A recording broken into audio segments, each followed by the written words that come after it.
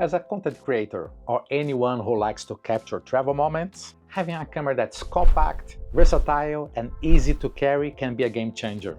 Whether you're capturing quick moments on the go or shooting stabilized footage, the tools you choose make all the difference. Today we're comparing two popular options: the already established DJI Osmo Pocket 3 with its built-in gimbal and the iPhone 16 Pro Max, featuring a powerful new camera control, which kind of reminds the traditional cameras. So, which one is the right for you?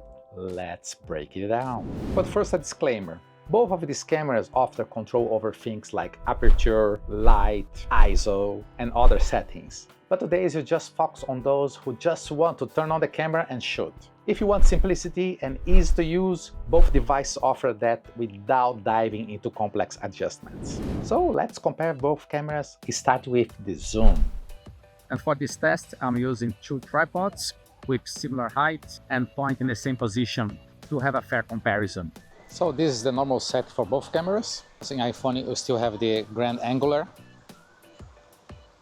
which brings a bigger view, using the Ross fountain as example. So in iPhone you can just jump between settings like 1, 2, and 5. And Osmo Pocket you slide until you achieve the maximum, which is 4 times.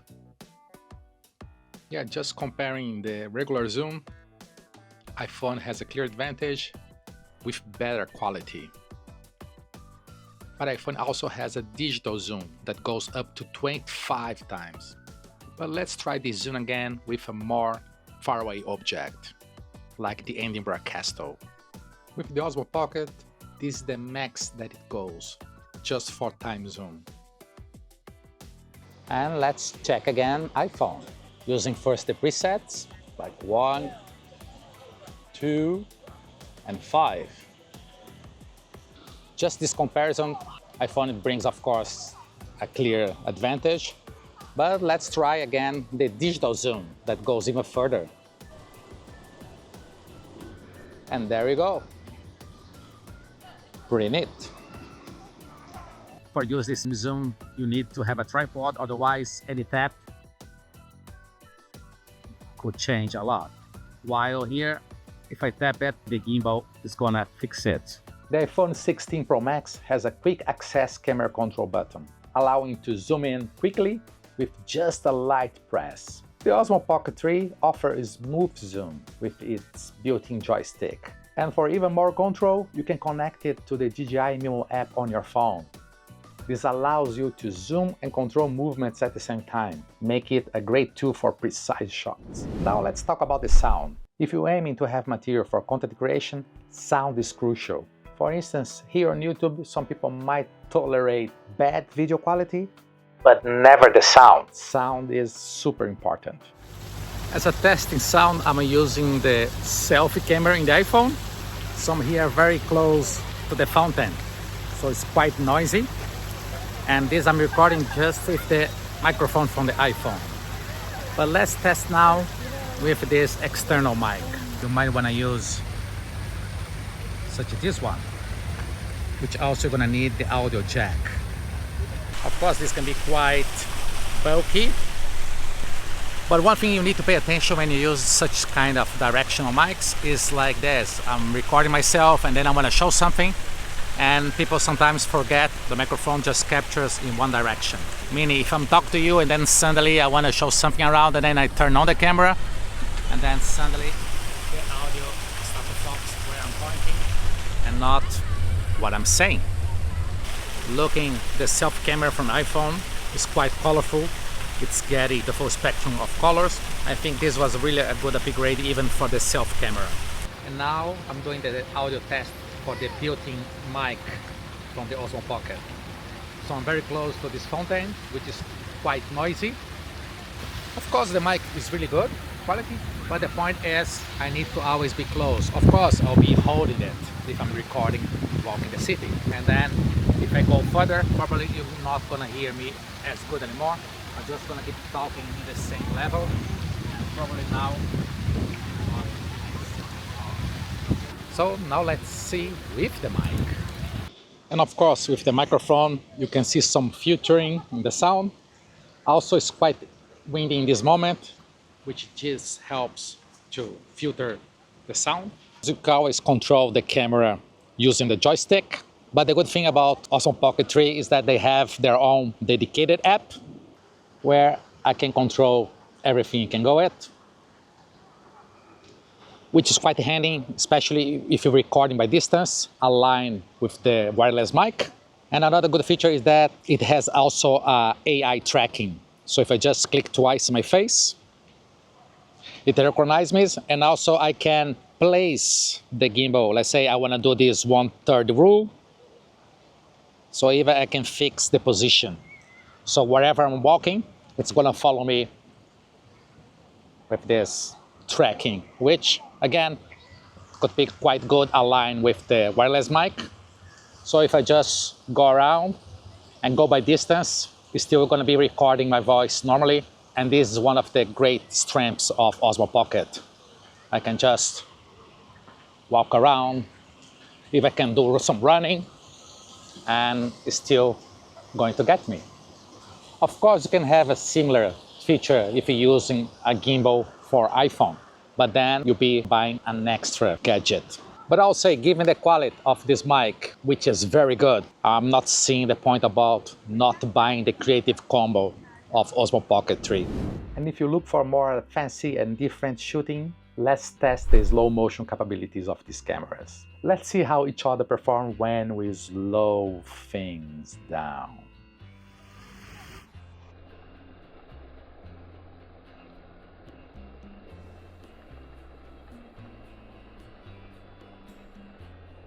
Comparing side by side, both cameras look great, but here's where things are going to change. So here's another advantage of iPhone. I can actually play around different zooms while recording in slow motion.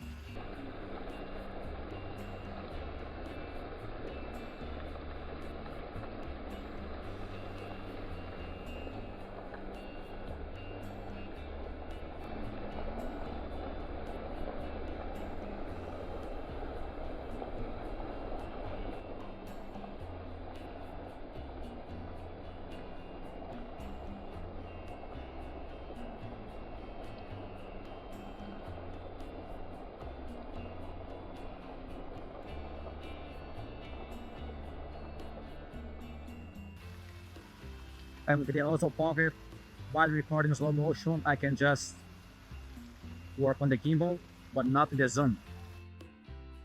So in this case, another point for iPhone. Of course, when you talk about having a portable camera that you can carry with you all the time, including shooting while walking, stabilization makes a huge difference. And for the test walking the city with both cameras in hand, I'm going to use my 2 tripods that I built on my own.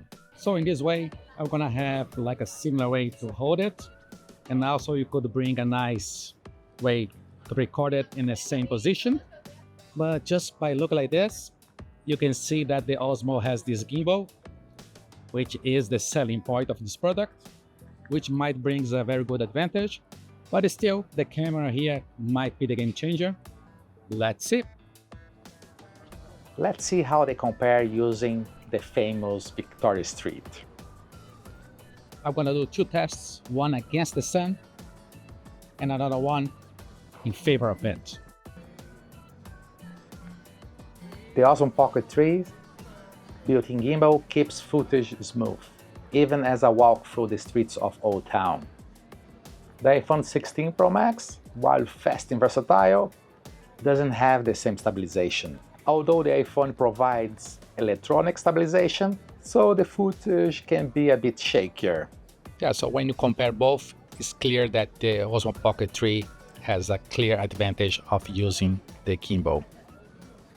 Hi, I'm Johnny, Doctor in Interface Design from the Bauhaus University, and this is Design Globetrotter, where we explore the intersection of design, tech, and creativity. If you find these insights useful, consider subscribing to this brand new channel for more tips on design and tech that will help you improve your content and creation knowledge. Now let's test low light performance. That can be very handy if you're traveling during wintertime, for instance, and also to get this nice high contrast with illuminated facades during the night. Let's see how both perform when walking around Edinburgh's medieval castle after dark. Which can also be a good test for the stabilization again. As in Edinburgh, you're always going up or down in the stairs. Even when you see the castle illuminated, of course, when you look around, it's really compensating, especially the iPhone. Here where I am is quite dark right now. So now let's change to the night mode setting. Here I just use without tapping anywhere, but when you tap in the screen, for instance here in iPhone, it compensates even better. And the same goes to the Osmo Pocket, although it was in the night mode. Here it seems that Osmo Pocket has a better quality in the dark, but iPhone compensates better the light. So in this comparison, I would say I would prefer more light compensation. The Osmo Pocket relies on stabilization to keep the footage clear, even in low light. The Osmo Pocket also compensates the dark, but not as good as the iPhone in my opinion, even though I use Osmo Pocket for the normal camera and set for the low light camera. I think what you have here is a case that either you have to choose if you want stabilization or if you want a better camera. Speed is key when you're capturing content on the go. Sometimes the perfect shot might be seconds away from being missed. Let's see how practical and fast both cameras can be in our camera showdown. The iPhone 16 Pro Max with this new camera control button allows you to take a photo almost instantly. Basically, you just need to tap twice in this new button. On the other hand, the Osmo Pocket 3 takes a little bit more time to set up, as it recommends to use a protection case, as it's a very fragile camera. The gimbal, however, offers a smoother and more controlled footage. And here you can see how long it took for each camera to take a picture.